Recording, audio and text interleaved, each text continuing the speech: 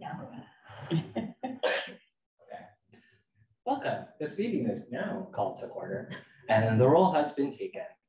I'd like to remind everyone about the rules and procedure. This meeting is being held in a hybrid format in accordance with electronic participation policy for virtual meetings. The full corporate policy 50 regarding electronic and virtual meetings is available online to review. Staff and delegates participating virtually are reminded to keep their video and microphones off until requested by the chair or members of the committee. All cameras for virtual committee members shall remain on to ensure quorum, and we have bare cameras today. Members of the committee shall indicate that they wish to speak by physically raising their hand. Members who are present in person will be given opportunity to speak first, followed by virtual participants. All members of the committee will vote by physical show of hands. Please leave your hand raised until the chair has determined the result of the vote. In the event of a connection or service interruption that occurs and affects quorum, we may recess the meeting for up to 15 minutes to regain quorum. If quorum is not achieved, the meeting will be adjourned. All rules for delegations under the city's procedural bylaw will continue to apply. So item number 2 on your agenda is the declarations of conflicts of interest. Does anyone have conflict with anything on the agenda this evening? Seeing none, there are no presentations or delegations. So move forward to item 4.1, the Cultural Heritage Evaluation Report for Tootla Heights West Block. I'll ask Dan Curry, along with, he has some co-presenters, Jillian and Doug, to come forward regarding this item. And I will remind you that you have 10 minutes inclusive of questions to present to the committee. And where would you like us? Over in the corner or around that side of the table? Wherever you'd like, maybe at the front. Sure. Make it easy. Stay there, Doug, or you want to come on? Yeah, I'll just stay here. You'll stay here. Or stay there. Thank you. My name is Dan Curry, MHBC Planning. We undertook the heritage study.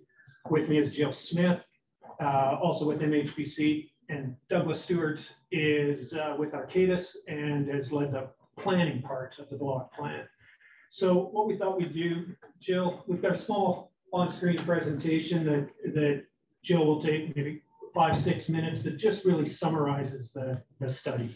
That way, if you haven't had a chance to read it in detail, there'll be a synopsis.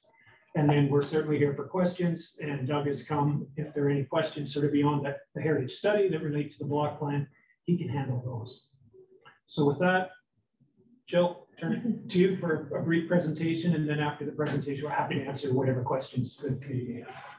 Hi, good evening. I just want to note that image on the screen is the block plan area. So when I refer to that, that's what I'm referring to. The Mount Pleasant Landowners Group, who Doug is representing, are proposing a block plan for those lands. And the block plan essentially sets out future land uses for the area. Sorry, you can switch to the next slide, which implements the policies of the official plan. And so the landowners group has retained MHBC to complete a preliminary cultural heritage evaluation for all of the properties within and across from the block plan area. So a total of 77 properties have been assessed for cultural heritage value. And that report, which is in your agenda, has been prepared in consultation with city staff and the requirements that they have set out for our report. Next slide. So of the 77 properties that we assessed, we have determined that 11 have been identified as heritage resources, meaning that they have met at least one of the OREG 906 criteria. So of the 11 properties, 3 were previously identified by the city as inventoried on their heritage register. And those properties included 266 Mount Pleasant Road, which is located across from the block plan area, 287 Mount Pleasant Road, which is Farringdon United Church, which is located within the block plan, and then 455 Gilkison Street, which is also located across the block plan area. But none of these identified properties are participating in the block plan, and none are with the landowners group. Next slide, please. So just for reference, this image is showing the location of those identified heritage properties. So as you can see, you have about 7 which are located outside of the block plan across the street. And then you have another 4 within the block plan. The property number 11 will not change its land use as part of the block plan concept. And if you go to the next slide, you can sort of see the proposed land uses or the concept for the block plan. Again, number 11 won't change its land use, but properties 8, 9, and 10, which you can kind of faintly make out, are intended for residential or institutional use down the road. Next slide. So in terms of our recommendations, the block plan is very conceptual at this point. Impacts related to cultural heritage are hard to anticipate, but based on the existing concept, we have identified some preliminary impacts related to a change in land use or shadowing or land disturbance. But again, it's hard to predict how those impacts are really going to shape out without knowing the exact form of development or specific details. So we're recommending that future heritage impact assessments be completed for any proposed development or as part of development applications for those heritage properties or for any properties adjacent to an identified heritage resource. And I think that that will better allow impacts to be assessed and recommendations to be provided going forward. That's kind of it for me. I think Dan, myself, and Doug are happy to answer any questions if you have any. Sorry. Thank you. Thank you, sir. Thank you. Any members of the committee have any questions for our delegation? Member Gardner. Just a clarification. Across from Mount Pleasant, are those city lands or County of Brant lands? Does this abut? Can we bring up the map? Maybe I'm not sure which property you're talking about. Or was it in general? In general, where you've identified the Bricker House, any of those maps. So 2, 3, 4, 5, 6, 7, are those county or city lands? If I may. Yeah, it's more of a staff question. Okay. Everything you see on that photo is within the city. Yeah. Okay. This area did previously belong to the county, but it's part of the expansion lands that were added to the city in 2017. Okay, thank you. Any other questions from the committee for our delegates? Anyone on the screen have any questions of our presenters? No? Okay, then I'll have some questions then. So maybe I misunderstood something when I read through the report. And some things I said made me second guess this. All the properties that you identified in section 5.1, I thought you said all of them were not they're not participating in the block plan. Is that correct? That's correct. So the 11 properties that we identified as heritage resources, they are not participating in the block plan. But then you said 8, 9, and 10 are within the block plan. They're within the boundary of the block plan, but they are not part of the landowners group participating in the proposal. So that there's no, and then this where the future HIAs would come in. When you have an actually established streetscape, that's when you come back to the Heritage Committee with a HIA for any of those properties. Right. So right now the landowners are not participating, and that could change with future landowners if they decide to participate. And then I have another question about one specific property, 5.2.1, which you identify as 429 Mount Pleasant Road. And in it you say, sorry, given the architectural style of the dwelling, it is likely that this is not the original dwelling on the 1875 atlas, The original dwelling was most likely demolished and removed and later replaces the present dwelling. In looking at the photo of the front of the building, I see the front door has 2 side lights on either side, which is not indicative of later styles of housing. And also looking on Google Street View at the rear of the side of the property, you can see older style windows. And then towards the front, it's almost like a mirror. The front half of the building, the windows have been modified, but on the back, they're still the original. So I'm not sure about that research. I definitely agree that the veranda has been replaced since then, but it looks like the original structure is still there in some capacity. Do you have any comment about that? Something we can certainly go back and look at. I don't know off the top of my head which property specifically or. Oh, okay. So, yeah, we can have a look at that. Sorry, what was the address you used? 429. So item 5.2.1 in your report. Right. Oh yeah, that's the one like way at the end. That's the postage here. I can't recall from the context. Conklin. Yeah, I mean, it's certainly something we can go back and look at. Thank you. Any other questions from members of the committee? Oh, Greg, go ahead. We have a minute left, so go ahead. Okay. Really quick. In your report, you list 310 as a heritage, but I noticed that a couple of them had been heritage, but because of modifications, were no longer considered heritage. And I drive up and down Mount Pleasant every day, and 310 has had its exterior modified from the picture that you include in the package. And I was just wondering what process there is to determine if there's been too many changes for it to be considered. Yeah, I can answer that. So what I'm taking from the question is that potentially it's been modified since we took the photo that was in the report. That's correct. Yeah, okay. So if there was going, as part of the block plan and redevelopment of the lands, if development is proposed either on or adjacent to that property, there'd be a requirement. One of the main recommendation is that there be a heritage impact assessment completed.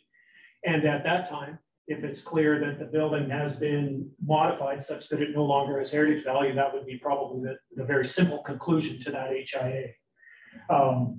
So at this point, I'd recommend, even though maybe it has changed at this point, it still be identified as a potential heritage property, and then going forward, that could get clarified. Does that answer your question, Greg? Yes, it does. Thank you. Okay. You're welcome. Thank you very much. And thank you for your time and your presentation for us and clearing up some of those items. Yeah, certainly. Thanks. So now we'll move over to the staff report, and we have Josh Schramm here from the city. Good evening, everyone. Are you going to give our staff presentation, Josh? Sorry? Are you going to give us our staff presentation?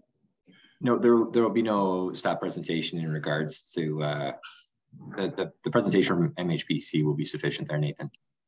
Okay, thanks, Josh. Yep. So we then have an opportunity for comments then regarding this one. So do any members of the committee have comments that they wish to add, and staff will review those and take those forward from this meeting? If there's no comments, then we just have we don't need a motion, right? We'll need a motion to receive that. So if no one has any comments, then I would be looking for a motion to receive. Please. Motion to receive, okay. Seconder for that motion, Tamara, thank you, I see your hand. Any discussion on the motion? Seeing none, I will. Oh, actually, sorry. I was looking for my. Go ahead. I'm just wondering, based on the conversation that we had during our last meeting, where some owners were caught unawares about the designation of their properties into heritage units, and the fact that they none of these heritage units are part of the whatever the association is, or the committee that's put this together. Should there be a requirement that these potential residents, these potential locations, be aware of what's going on, that their homes might have this extra designation of heritage, this heritage designation placed upon them, so that way we're not caught with what happened last month? Staff may be able to speak to that a little bit. Any properties that were added to the heritage register that were listed on the register would have received notice before and after that. Were you able to hear that, Greg? I think so. I think he said owners of the residences would have received notice before designation occurred. Is that correct? That's correct. Okay. Yes. Tamara? Just on that same thread, I guess. I believe that Farringdon Church has severed off a section of their property at the back.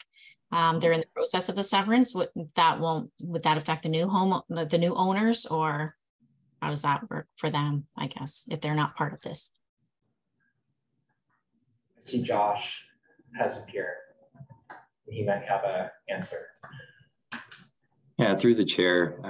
Thanks for the question, Tamara, and I acknowledge that you're aware of the recent C of A application for severance, which was a portion of the Farrington burial grounds. So through the block plan process, the landowners group has basically proposed through the block planning process, which is a comprehensive process which looks at the entirety of the two lines, block area, which is the boundary that the committee saw. They will be proposing a change in land use for that area. So in terms of the OP and the open space designation, they would propose through the block planning process for a future official plan amendment to look at that area in more detail, if that gives a little bit of clarification. And hopefully there's no, the section that they're severing for the park is a bodiless section, a non-burial section, so to speak, correct? Yeah, and that's correct. So the severance does not impact the church's function or the burial grounds as well. And that's something that city staff have obviously commented on and provided some feedback. And there are certain rules and regulations which are in place. And some of that direction has been provided through development staff during the C of A process. Yeah, I knew that you guys had taken that into account. I just wanted to make sure that it was there and on the public record for that. Certainly. So we have a motion to receive, and I haven't actually heard a comment to be added to that. Yeah, so it's on the motion to receive. Does anyone else have anything to say before we vote on the motion to receive? Alan? I was just going to suggest, unless you wish to more formalize the feedback you provided to the applicant, although I think they heard it, that they were going to take another look at the property at 429. Yeah, one that you wondered if it was the original structure. Yeah, I think they heard that. So I don't know that I necessarily want to add it as a comment. I feel like everyone is kind of aware of that. So I think comments would be going to Josh this year as well. Yeah, so, yeah, exactly. So I'm fine with the motion to receive. Okay, so then I'll call the question. All those in favor? Thank you, everyone. I declare that motion carried then. Thank you very much. Thank you. We'll now move on to item 4. Oh no. 4.2 we do not have here, or do we have them here? Okay, we have them here. Great.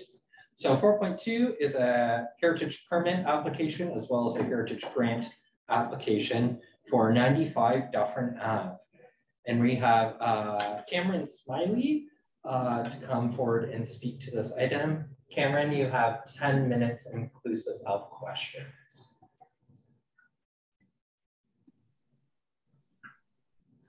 Good evening. Can you hear me? Yes, we can. Go ahead. I just wanted to speak this evening to the application for 95 Dufferin. As the owner of the property with my wife, Carolyn Clark, it has come to our attention over a number of years that the foundation is deteriorating. And at this point, having been here for 21 years, it is overdue for both work and restoration. You may know from background material, this property was first designated as a heritage property in 1999. And we have lived here since 2002. And our focus has been mostly devoted to the slate roof. And those of you who know about slate roofs can appreciate that a lot of time and effort has to go into that every year, unfortunately. Not that we have the slater on speed dial, but I'd hate to think how much we've already spent on the slate roof. The downside has been that the foundation has been neglected. When we moved here, we knew that it had some, how do I say this politely, handyman work done on it. And so the project that we're hoping to undertake with the support of this grant will be not only to remove that handyman work, but also to go back in and repair the structure so the integrity is as it was when this property was built in 1899. A second part are these special sills. They're rocker sills under, no, we don't want the cat in the video. The rocker sills that are under the main windows, which are an architectural feature that are very important in our mind to preserve. So I just wanted to speak to this application. I think it's designed for what was originally intended when the city put this grant program in place. And I guess I just wanted to say that our philosophy is really, we're just the stewards of this property. I hope that the cat won't be here. No, I hope that when we're dead and gone, the property is in good condition. And with this grant, hopefully we can continue that work. So I welcome if there's any questions through you, Mr. Chairman. Thank you, Cameron. Any questions for Cameron from members of the committee?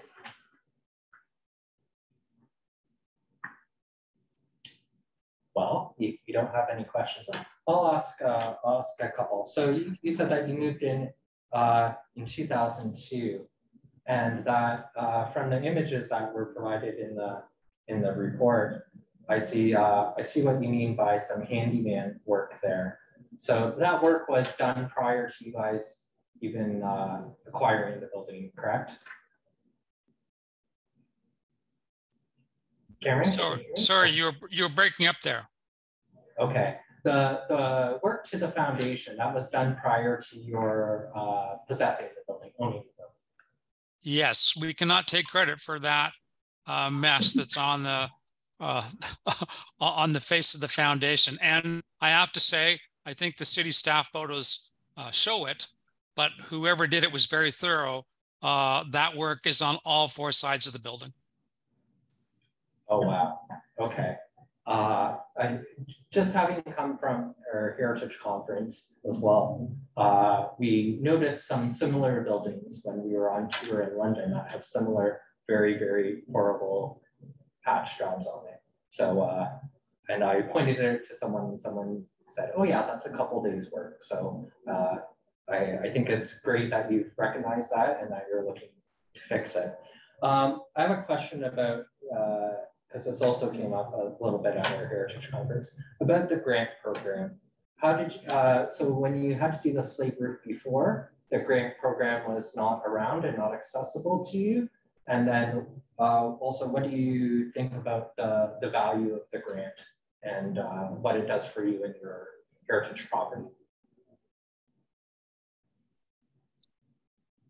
Well, we assumed when we first started looking into the foundation work that we could afford the amount and the work would be a lot less than it came out to be in terms of the quotations.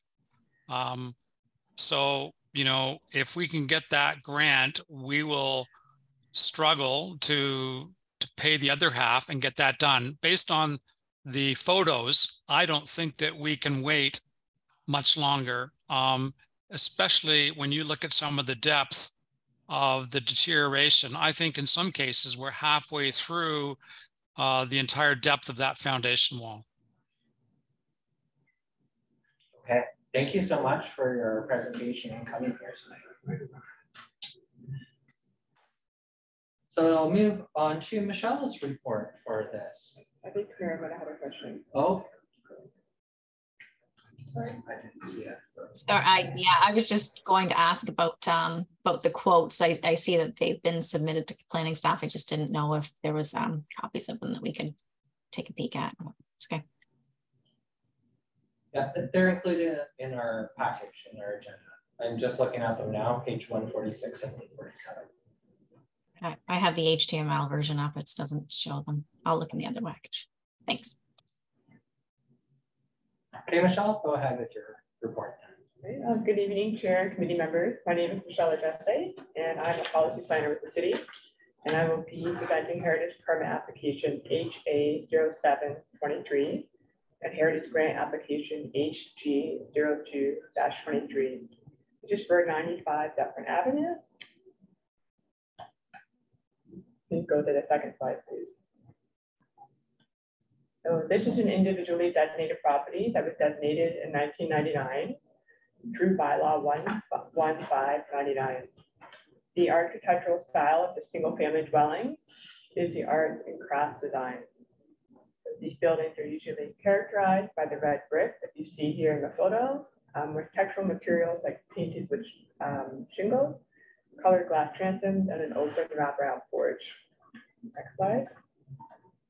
So 95 Dufferin Ave is located on the northeast side of Dufferin Avenue, just north of the intersection of Maple Avenue as shown on this map here. Next slide. So the homeowner is proposing to complete the repair to the foundation and to the front windowsills. So the foundation was repaired by removing will be repaired by removing a previous repair job that is failing and using a motor that is age appropriate for the building, and it's called Portland and Lime 321 CNMIC. So the windowsills have some minor cracking that will be repaired as well. Next slide. The proposed restoration work follows the standards and guidelines for the conservation of historic places in Canada, more specifically standard 8 and 13, which both support and the repair and restoration of character defining elements. Next slide. So the Heritage Grant Program provides financial assistance for projects that protect, preserve, restore, and or repair designated heritage properties. Grants can cover up to half the cost of eligible projects, with a maximum grant of $5,000.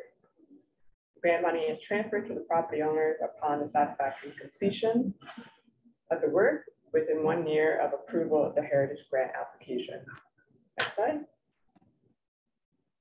So 2 quotes were provided for the foundation and windowsill repairs. The lower of the 2 quotes totals $4,800. So these figures exclude HST, as these are not eligible for the grant.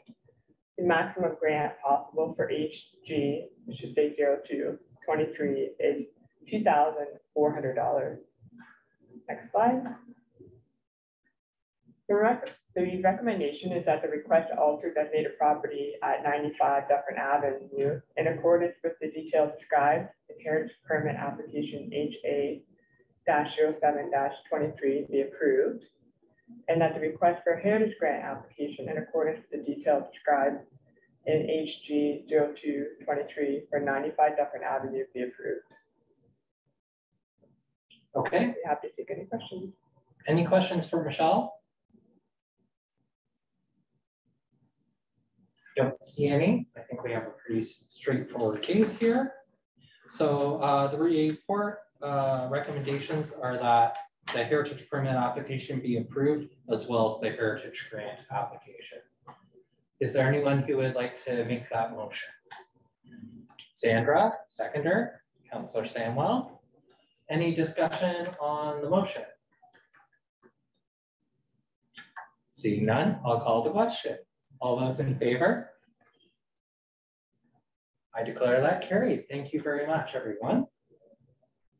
And hopefully we'll have a new foundation, not with Portland cement all over it as a result of that work. So we're going to move on now as well to another Heritage Grant application, this one for 235 Brant Avenue. We don't have a delegation for this one, we just have a staff presentation from Michelle. So now I'll be presenting Heritage Grant application HG0123. This is for St. Joseph's Church located at 235 Brant Avenue. Next slide. So the property was designated in 1988 through bylaw 239-88 as part of the Brant Avenue Heritage Conservation District. The church is located on the north corner of Brant Avenue and St. James Street. Next slide. Through Heritage Permit HA0623, the restoration and preservation of all windows and window frames and the restoration of both sets of cedar doors was approved as minor alterations. Next slide. So here are the Heritage Grant program details again. The grant provides financial assistance for projects that protect, preserve, restore, and or repair designated heritage properties. Grants can cover up to half of the cost of eligible projects, the maximum grant of $5,000. The grant money is transferred to the property owners upon satisfactory completion of the work within 1 year of approval of the Heritage Grant application. Next slide. There are 2 quotes provided for the window restoration and preservation. The lower of the 2 quotes came to a total of $105,672. 2 quotes were provided for the restoration of the cedar door. The lower of the 2 quotes was $7,628.31. All figures exclude HST, which is not eligible for the grant. And the total cost of the restoration work, calculating the 2 lower quotes, is $113,300.31. The maximum grant possible for this application, HG0123, is $5,000. Next slide. The restoration work necessary to restore, retain, and preserve structural integrity of the windows and the cedar exterior doors as visible element to the historical structure. Staff supports the proposed restoration work and Heritage Grant because it's sympathetic to the property and to the Brant Avenue Heritage Conservation District, and recommends that Heritage Grant application HG0123 be approved. I'd be happy to take any questions. Okay, any questions for Michelle on this report? I have a quick one.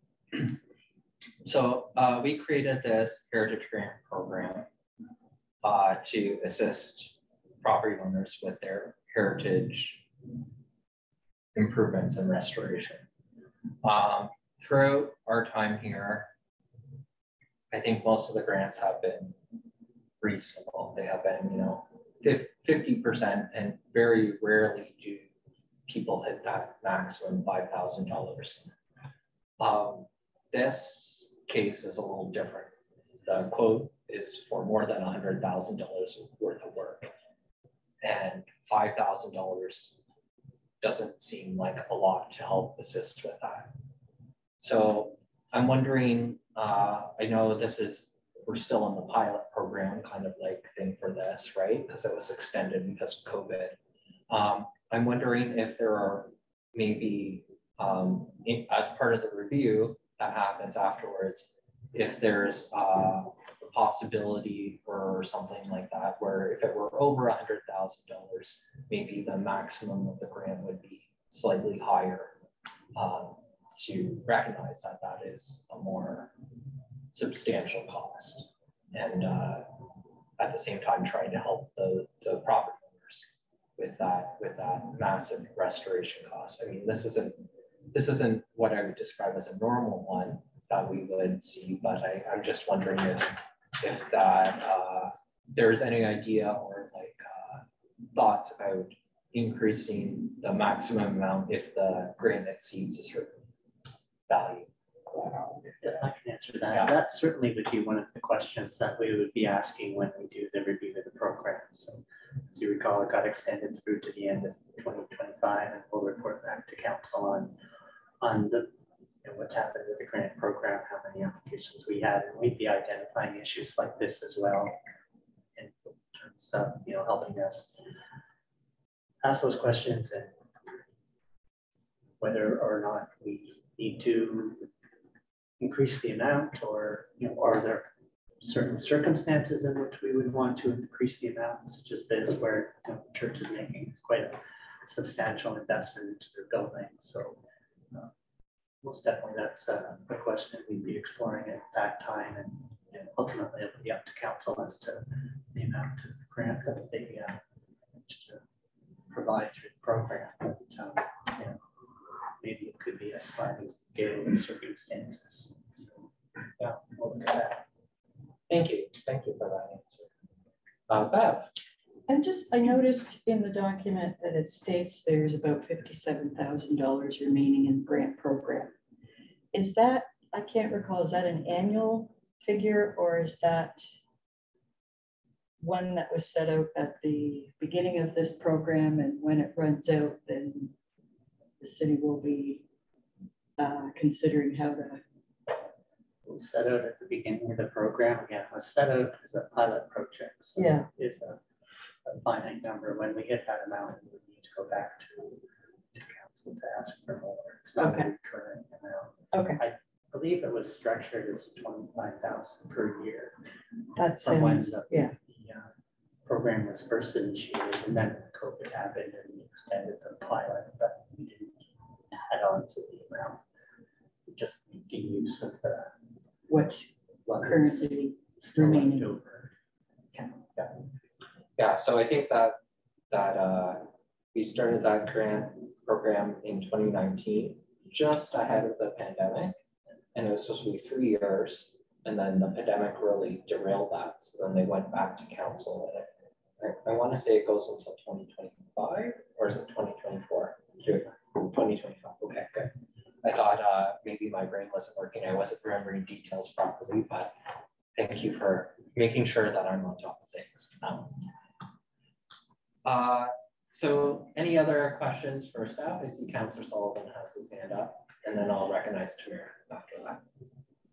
Thank you, Chair. I just have an inquiry with regards to the applicant. Could they have not come forward with a smaller restoration project, applied for the grant, and then once that was completed, followed through with a secondary grant application, moving on to the second phase instead of coming all at once? Through the chair, yes, they could have. The doors would be considered one project, and the windows could be considered a second project. They were eager to get the work done this year in one shot, rather than disrupt the congregation's movement throughout the property for longer than necessary. So the applicant is here if they are able to answer questions here. It might be an idea to actually separate the two and come in with two separate applications. Okay. Thank you, Councillor Sullivan. Tamara, go ahead. That was my same vein. I didn't know if there was a limitation on how much annually a particular property owner could apply for, or whether there was a limit on properties in general. So yeah, I would be thinking that 2 applications would be ideal for this kind of a project. Okay, thanks, Tamara. Any other questions of staff? Seeing none, then we have, let's go back. So we have a motion that the request for the grant in accordance with the details described in the Heritage Grant application be approved. That is the motion before the committee. So would anyone like to make that motion or any other motion? Linda, I see Linda had her hand up there to move that. A seconder?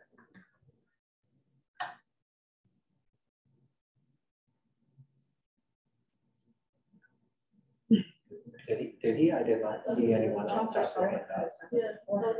Oh, there, Greg. I see Greg's hand. Okay. Any discussion on the motion of the approval of the grant? Farah? Can we make an amendment to the motion that the application, though filed under one number, be accepted as two separate projects under the application and would therefore be approved for twice the grant? Stop. Go ahead. Through the chair, only one heritage grant application is permitted per year. Okay. That was the question I was asking before. Okay, so it is per year. So technically, if they waited until January 1st, 2024, they'd be able to get an extra $5,000? Potentially, yes. Okay, so the motion is to approve the grant. That is what we were talking about. I don't know that we can amend it in the way that you suggest. I mean, I know what you and Councillor Sullivan are saying. I think it would be great for the applicant to do that, but the application is coming one fell swoop. Okay, thank you. Any other discussion on the motion? Seeing none, I'll call the question. All those in favor? Thank you. I declare it carried. Moving right along to item 4.4. Prominence point. Staff have a brief overview of this item. Do you? No? Okay. Okay. So there was an report included in your report about the Prominence Point Committee. This is one of the points of the Heritage Committee mandate. We are supposed to have this committee, and this committee is supposed to consider an applicant or one person to be put onto Prominence Point, someone who has contributed to our community with a variety of characteristics or criteria for how they are recognized. So this committee has not sat since COVID, and we did have a suggestion of an applicant to add to Prominence Point that came in immediately before the pandemic started. And so coming out of the pandemic, we want to reestablish this committee and see if people can look at assessing that suggestion to the committee as a recognizee for Prominence Point. So with that, we will need members to sit on this subcommittee. And so there are up to 5. I believe we don't have to have all 5, but we need to have some people. The mandate, sorry, I'll just jump in here. Yeah. Through the chair, the mandate does actually state that 5 members are to be on the subcommittee. That was also included as an appendices to your report. I believe it's 1 counselor and 2 counselors and 3 members of the committee. So ideally, we would appoint those members. If people couldn't make it to the meetings of the subcommittee, that's understandable as long as you're all communicating and working together as well to get to a point where you have a decision made on the request. Okay. So I guess first we should ask our counselors if they are willing to be on this subcommittee as they're supposed to be. Yeah. Okay, so does 1 counselor. Oh, 1 counselor. Okay. Now we'll have to fight for it. So Councillor Samwell put her hand up, but I don't want Councillor Sullivan to feel left out. Are you okay if Mandy takes this one? If she wants it, that's fine. If you want me on there as a second in order to make up the 5, that's fine too. Yeah, we were just saying that it can be 2, it just has to be at least 1 of us. Yes. Okay. So we can both be on there as Yeah, well. okay. I'll say that we're gonna put both of you on there then. And I would volunteer to be on this subcommittee. Is there any other members of the committee who wish to help out with this verification of our candidate and adding people onto the prominence point? Sandra and Bev? Okay. We have 5. Does anyone else want to? I don't want to leave anyone out. Okay.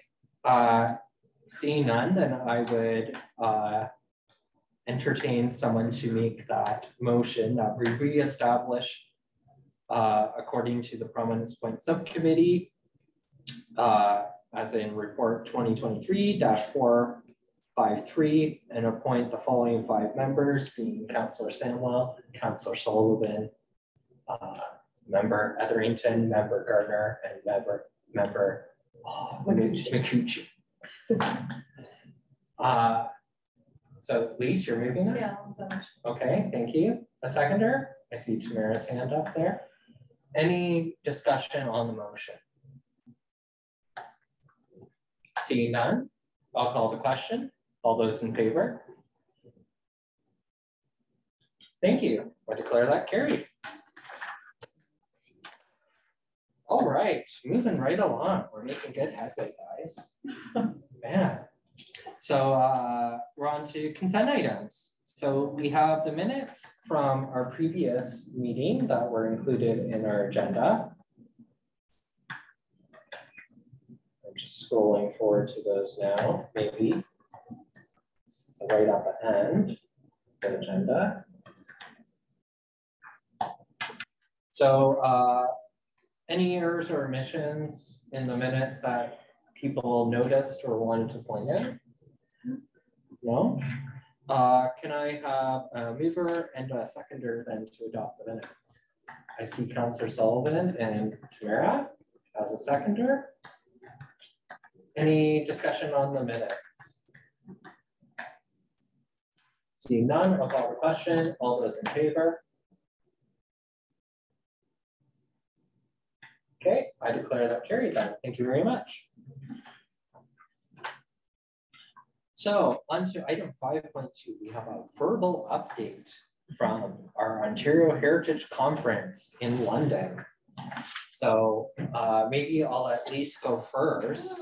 I told you I was going to let you go first to discuss the Heritage Conference in London that we attended.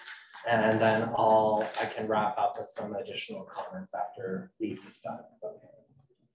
So I'm just like, I don't know, I typed out notes and things to. Sure. Okay. All right, so from the one event we had where we were talking about the changes to the Ontario Heritage Act and Bill 23, how different heritage committees are dealing with that, how municipalities are answering to that. I will say though, it was very well attended as far as there was some municipalities, I think, sent maybe more than 2 people. I think a couple sent 3 people plus a staffer or city staffers or city council as well. Or I think a few councillors, there's a few city staff as well from different municipalities. But it seems like some municipalities prior to the changes of Bill 23 and changes to Ontario Heritage Act, they were listing as many significant properties as they could. They did not prioritize, some of them did not prioritize designations itself. So potentially very few were already designated or haven't designated in a few years or quite a long time. One place I thought said that they had no designations whatsoever at all. I don't know if it's because it's discouraged or one place said that they don't have the staff resources available to them as a heritage committee. So they are doing most of the research, and I don't know if this is the same place because a few people did echo similar things, but they do, as a heritage committee, most of the research on their own. So I do want to say that our staff are amazing, staff that are here now and staff that have been here previous years because of all the research that went into, well, where we are now with the Heritage Register and even the heritage inventory we had, which is still an incredible historic resource as well. But we're very well in that regard compared to, I'd say, some municipalities, unfortunately. I would also say that one thing heritage committees seem to be doing right now, I think, also as a result of this heritage conference, I think it's more in our minds that throughout Ontario, I think we're all going to be a little more intentionally having to look at which listed and non-designated currently, and which are most significant to look at first for designations. Especially because some places, and I can't say for certain exactly if they're on our heritage register already, but one thing that was brought up in that conference is places of, they may not be obvious in architecture, and maybe even history isn't known unless you go into those archives or you find those books. But minorities are not represented very well. And a lot of those buildings have already disappeared. And some don't even know they have them. So that's something I think even in Brantford we should look at a little more closely as well. And let's see.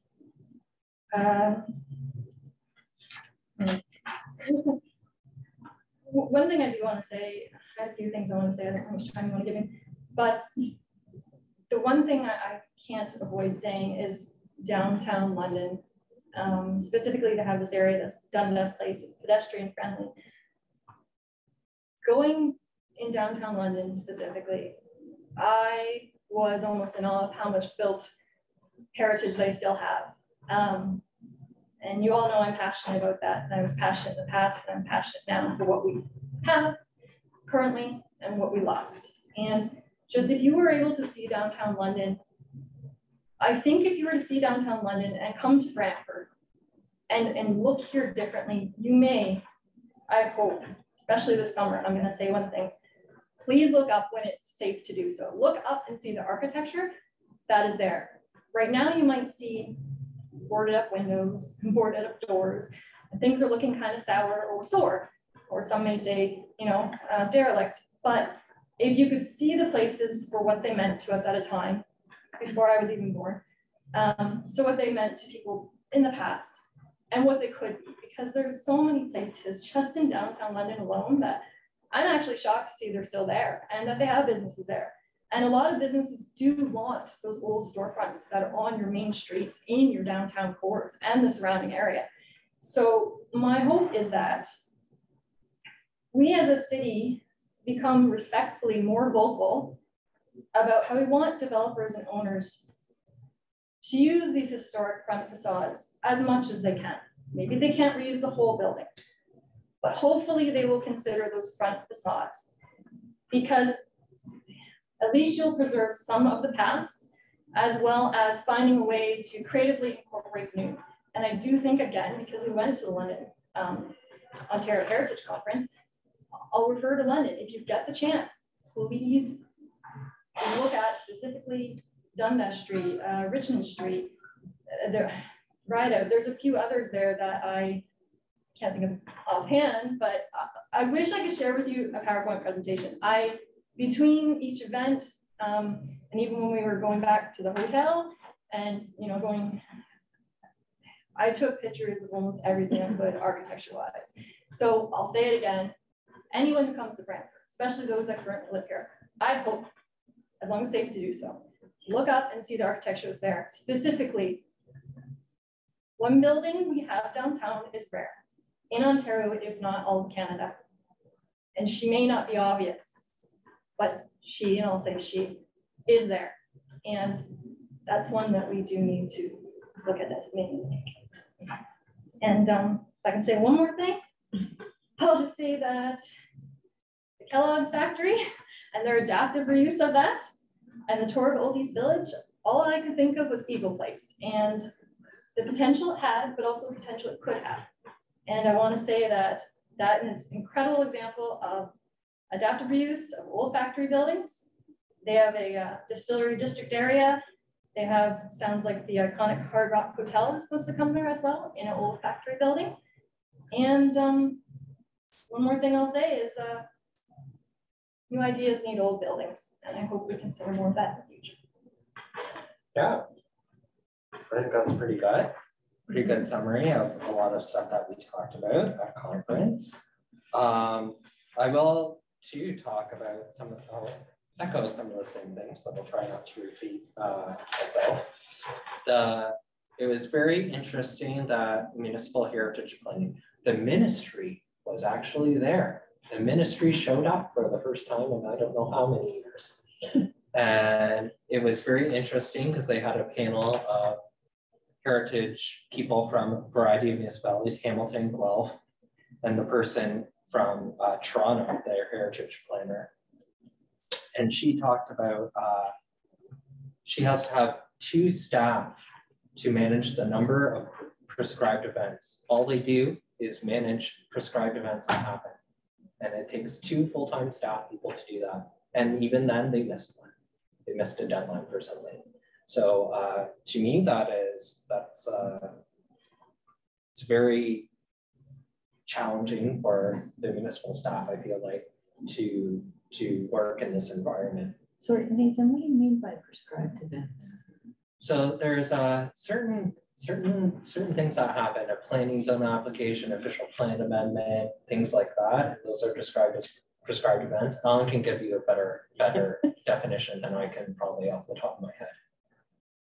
We're just dealing with successive changes to the Planning Act and the Ontario Heritage Act and the regulations that go along with that. So we're constantly needing to catch up and keep ourselves apprised of what the latest changes are that we need to respond to, and then make amendments to our official plan as we need to address those, or to our different processes.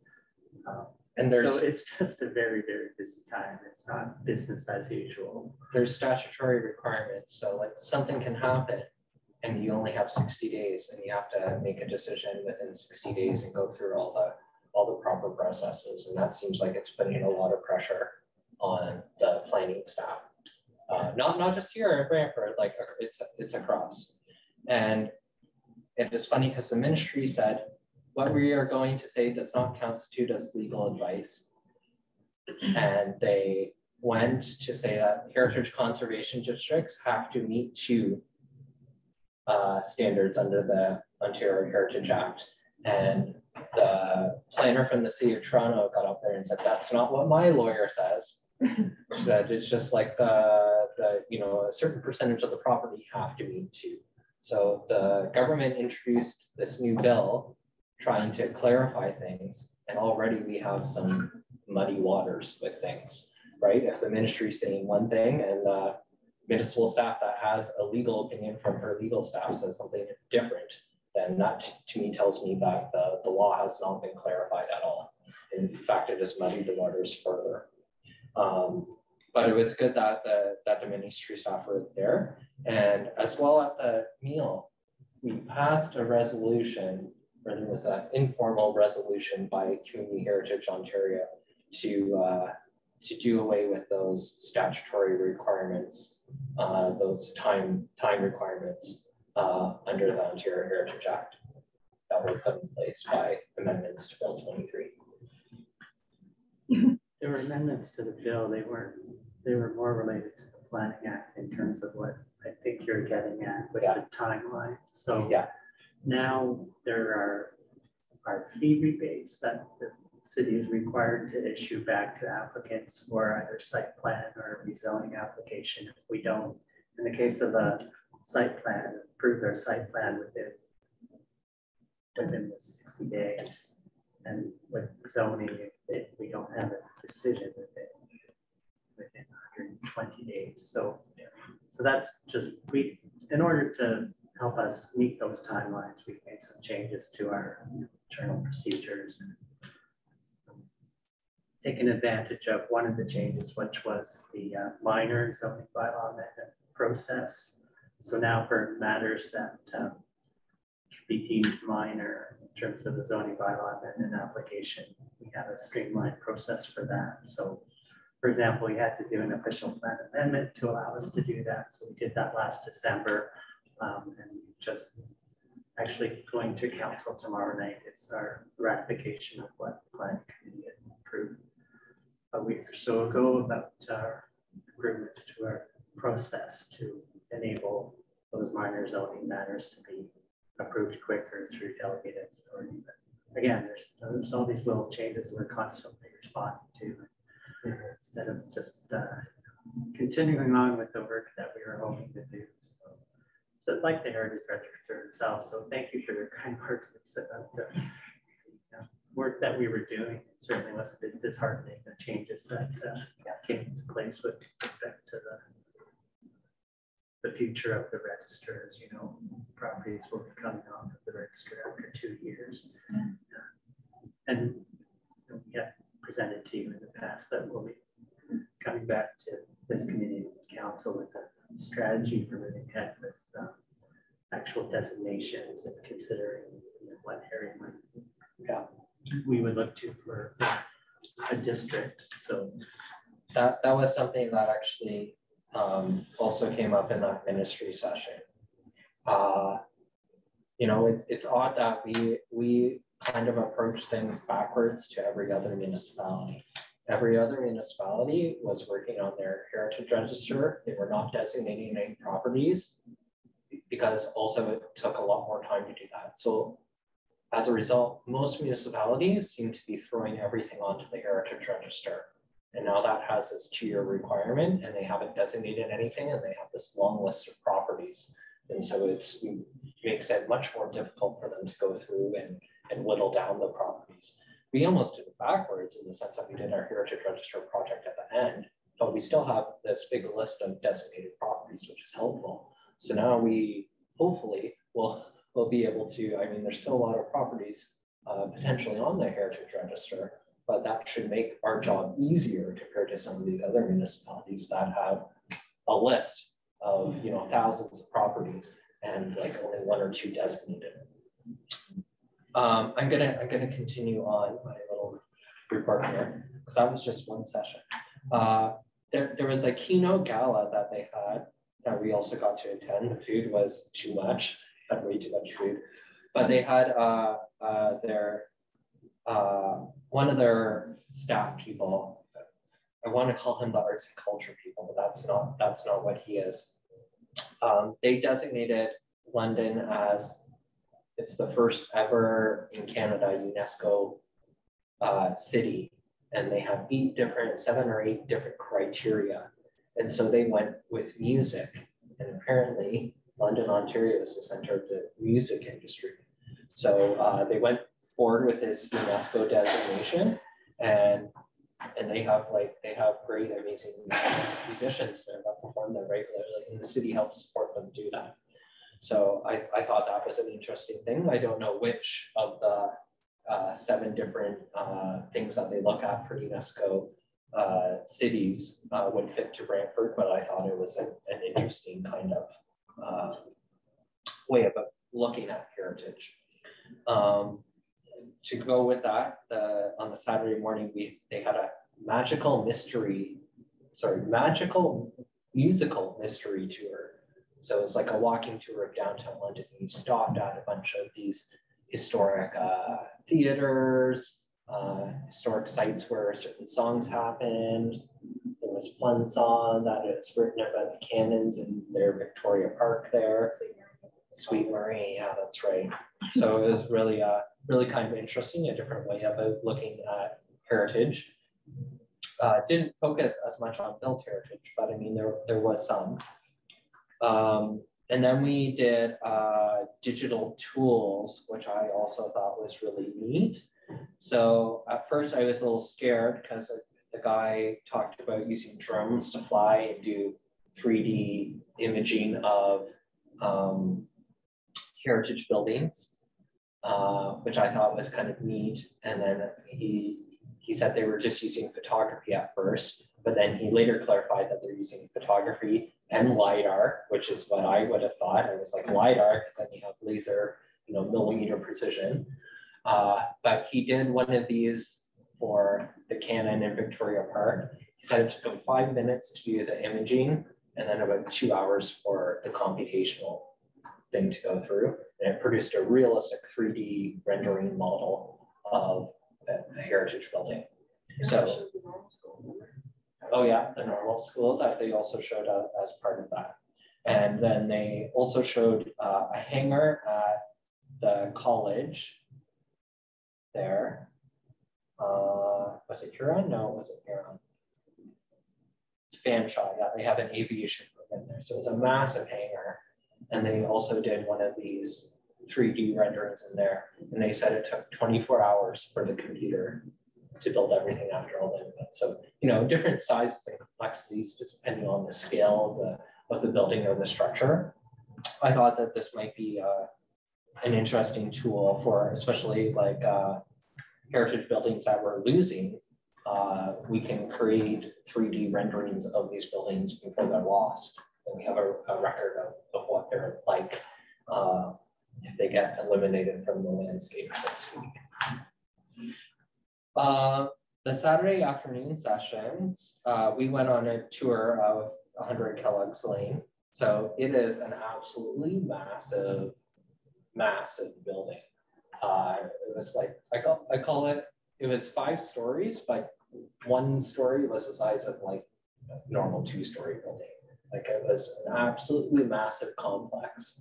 And some, I guess, some wealthy people who are in the like transportation warehousing field, they took it over originally just for the warehouse space, and they wanted to sever the property so that they could get rid of other stuff. And this city didn't let them. The city said no, it's one property, it's always one property. And so they went back to the drawing board and they thought about different ways. And there's like a massive like trampoline gym, there's mini golf inside, there's shops, all kinds of little shops and restaurants, a little like there's a little art gallery in one little section, and they had like this outdoor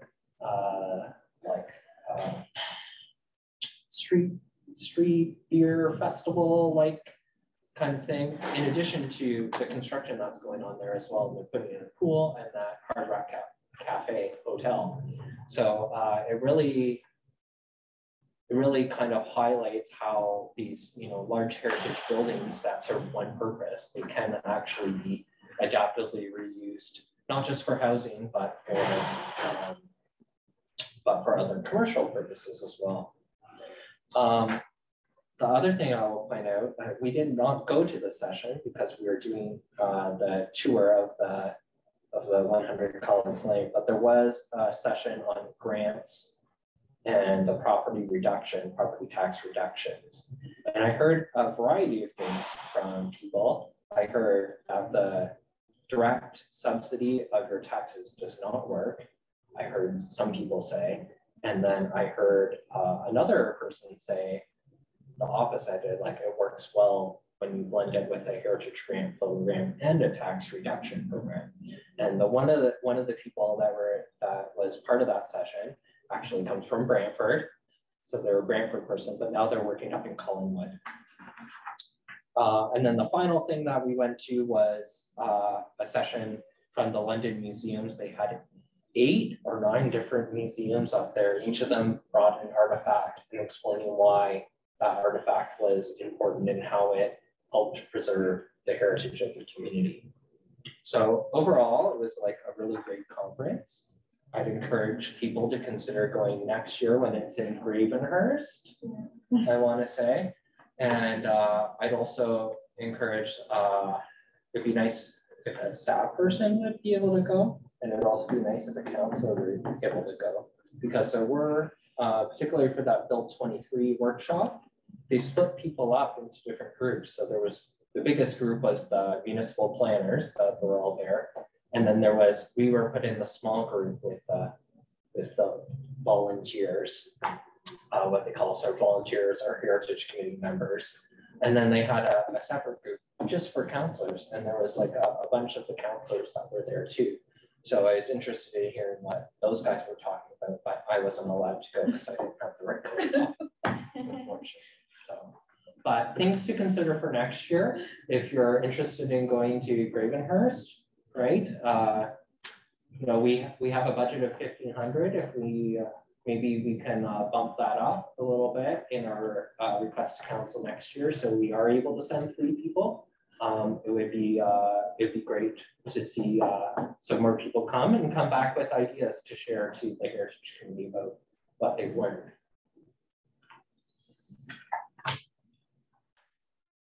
So I need a mover and a seconder to receive our verbal update about the Heritage Conference. Moved by Mandy, seconded by Tamara. Any discussion or questions that you have from us, I guess, about the Heritage Conference? I just have a comment. Yeah. It was a fantastic report. Okay. You exceeded my expectations. Well, this is what we the purpose of going is not just going to the conference. The intention of getting the money for us to be able to go is that we bring back and share those learnings here at committee, so everyone kind of has a bump up. That's the intention. We have had staff go in the past to different heritage conferences, just not this year. Now, so it wasn't going to work this June. Yeah. But certainly, yeah, it's good when our staff can get out to see what other municipalities are doing, so we can bring that knowledge back. Exactly. Great. Sandy? And I just want to say that some of the phrases you used, I think, should be on advertising. Like look up. Like that. And there's another one at the end. Yeah. Like you had a few really good ones there that really need to be on the site. There's 3 of them. Okay. On one building. In the downtown. And if I don't say, I feel like I might have seen. And if I don't say, then people will take their time, look up and appreciate feel what's like I there, might because I have think a lot noticed it aren't somewhere. aware. Maybe we'll have a quiz when we come back in September and see if everyone has found the hers. I know who they are, but we'll see if everyone else can. That's your homework over the summer. Okay. I'm such a horrible committee chair, giving people homework.